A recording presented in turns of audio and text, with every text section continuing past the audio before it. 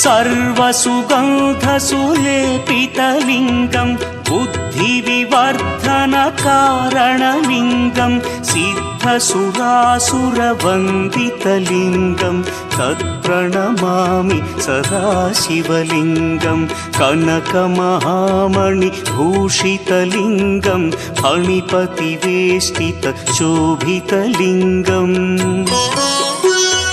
दक्षसुयज्ञविनाशनलिङ्गं तत्प्रणमामि सदाशिवलिङ्गम्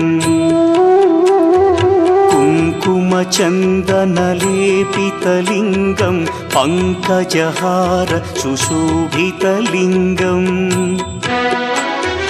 सञ्चितपापविनाशनलिङ्गं तत्प्रणमामि सदाशिवलिङ्गम्